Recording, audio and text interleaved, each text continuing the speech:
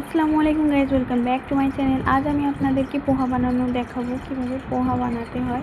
তো প্রথমেই পেঁয়াজ কুচি, তারপরে হচ্ছে নারকোলকে পাতলা পাতলা করে কেটে কুচি করে নিয়েছি, তারপরেই হচ্ছে লঙ্কা কুচি করে নিয়েছি। আর আমার বাড়িতে ছিল হচ্ছে কাঁচা বাদামগুলোকে নিয়ে নিয়েছি ছাড়িয়ে। তো তেল কড়াইতে গরম হয়ে গেলে লঙ্কাগুলোকে আস্তে আস্তে, পেঁয়াজগুলোকে এবং তার সাথে যে আমরা নারকোল কুচিয়ে রেখেছি সেই নারকোলটাকেও একসাথে নিয়ে নেবো এবং হালকা ব্রাউন ভাব মতন, যতক্ষণ না পেঁয়াজটা একটু নরম হয়ে যাচ্ছে, ব্রাউন ভাব এসে যাচ্ছে, ততক্ষণ আমরা ওইটাকে ভালোভাবে ভুনে নেব। প্রথমে আমরা গ্যাসের ফ্লেমটাকে একটু জোরে দিয়েই পেঁয়াজটিকে ভুনে নেব। যতক্ষণ না পেঁয়াজটা ব্রাউন মতো হয়ে যাচ্ছে বা পেকে যাচ্ছে, ততক্ষণ আমরা পেঁয়াজটাকে ভুনে নেব। এরপরে আমরা এর মধ্যে অ্যাড করব যে কাঁচা বাদামগুলো ছাড়িয়ে রাখা হয়েছিল, সেই বাদামগুলো যেহেতু কাঁচা, সেই জন্য তেলে একটু বেশিক্ষণ ধরেই আমাদেরকে বাদামগুলোকে ভাজতে হবে, না হলে কাঁচা রয়ে যাবে, মুখে ভালো লাগবে না খুব। তো বাদামগুলোকে একটু বেশি তেল দিয়েই ভেজে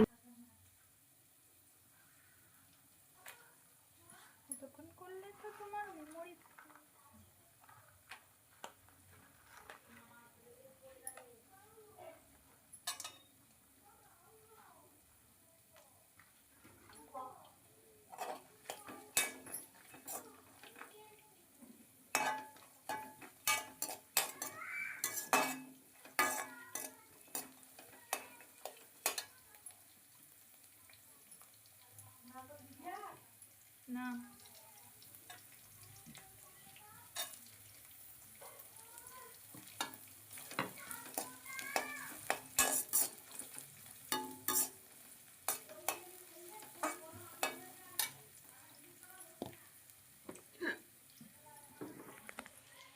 এবং এতে কিছু মশলা অ্যাড করতে হবে স্বাদ হওয়ার জন্য। তো আমরা প্রথমেই নুন দেব, স্বাদ অনুসার নুন। তো নুন তোমরা যেমন, যে কেউ যদি বেশি খেয়ে থাকো তাহলে সে সেই রকম মতো নুন দেবে। তারপরেই হচ্ছে এটা আমাদের জিরে গুঁড়ো, তারপরে একটু হলদির পরিমাণটা একটু বেশি দিতে হবে, কারণ পোহার যে কালারটা আসবে, ইয়েলোইশ কালারটা তবেই আসবে, তবে দেখতে একটু সুন্দর লাগবে। তো এই মশলাগুলো দেওয়ার পরে আর একটু লঙ্কা গুঁড়ো পারলে অ্যাড করতে পারো, যেখানে তো কাঁচা লঙ্কা দিয়েছে সেই জন্য লঙ্কার গুঁড়োটা একটু পরিমাণটা কম দিয়েছে। তো এটা এমনই একটা স্ন্যাক্স যা মানে বাচ্চা থেকে শুরু করে বয়স্করা সবাই খেতে পারবে, এবং এটা খুবই হেলদি, এবং এটা কোনো রকম হার্মফুল যে শরীর অসুস্থ কিছুই হবে না। তো সামান্য চিনি অ্যাড করে দেবো, তোমরা চাইলে নাও অ্যাড করতে পারো, কিন্তু চিনি অ্যাড করলে একটু বেশি টেস্টি হয়ে যায় খাবারটা। তো তোমরা চিনিটা অ্যাড করতে পারো তোমাদের টেস্ট অনুযায়ী। তারপরেই আমি নিয়ে নেব হলদিরামের একটা ভালো চানাচুর। আর কারণ হলদিরামের চানাচুর মানে যে কোনো খাবারই একটু মানে কোয়ালিটিটা একটু ভালো হয়, তো সেই জন্য নিয়ে নিয়েছিলাম হলদিরামের চানাচুর। তো তারপরেই মেন ইনগ্রিডিয়েন্টসটা আমরা নিয়ে নিয়েছি, সেটা হচ্ছে আমাদের পোহা, মানে যাকে আমরা কাঁচা চিড়ে বলি। তো চিড়েটা আমরা ভিজিয়ে নেবো না মোটেই, কারণ আমি যে পোহাটা বানাচ্ছি, ভাজাটা সেটা হচ্ছে একটু মুচমুচে হবে, ক্রিস্পি হবে, তো ভিজিয়ে নেবো না।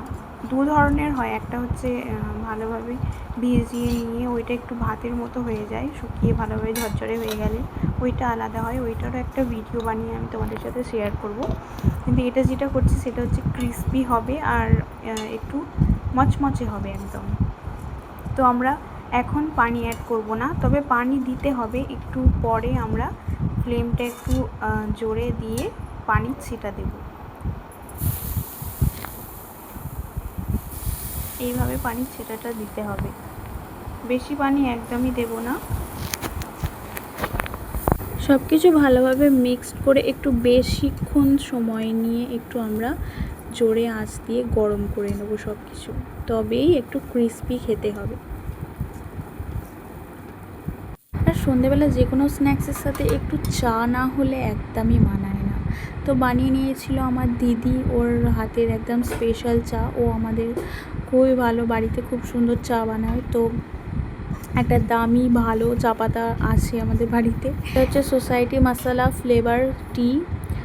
এটা 200 টাকার দাম। একটা বড় কত গ্রাম, 250 গ্রামের একটা কৌটো। খুবই ভালো। এর মধ্যে আদার ফ্লেভার আছে, লং আছে, তারপর গোলমরিচের ফ্লেভার আছে, তারপরে হচ্ছে কি তোমার এলাচের একটা ফ্লেভার পাওয়া যাবে। তো সব কিছু দিয়ে ও চাটা কিন্তু খুবই সুন্দর বানায়। সত্যি আমার বাবাও মানে আমার আব্বাজি আর কি খুব পছন্দ করে ওর হাতের চা। তো আমরা চায়ে কিন্তু খুব একটা চিনি পছন্দ করি না, আমাদের বাড়িতে কেউই অতটা চিনি খায় না। আমার আব্বাজি তো চিনি খাই না, তো খুবই অল্প চিনির চা আমরা খাই। তো এমনিতে চিনি বেশি খাওয়াটা কিন্তু উচিত নয়। হ্যাঁ, তোমরাও কিন্তু অ্যাভয়েড করো চিনি, জিনিসটা মোটেই শরীরের পক্ষে ভালো না। দুধটা হালকা ফুটে গরম হয়ে গেলেই ও চা পাতাটা দিয়ে দেবে। আর চা পাতার কোয়ালিটিটা ভালো হতে হবে, তবেই কিন্তু টেস্টটা হবে। তো চা আমাদের হয়ে গেছে, এবার পরিবেশন করার পালা। তো আমি বলে দিই, ভিডিওটা ভালো লাগলে অবশ্যই শেয়ার করো, লাইক করো, কমেন্ট করো কেমন হয়েছে।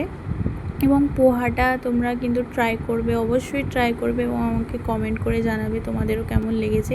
চ্যানেলটাকে অবশ্যই সাবস্ক্রাইব করে দিও এবং বেল আইকনটাকে প্রেস করে দিও, কারণ আমি যখনই নতুন কোনো ভিডিও বানাবো তখনই তোমাদের কাছে আগে পর্যন্ত দেখার জন্য। Thank you so much. এবং আমরা এখন এবার পরিবেশন করে ফেলছি চাটা।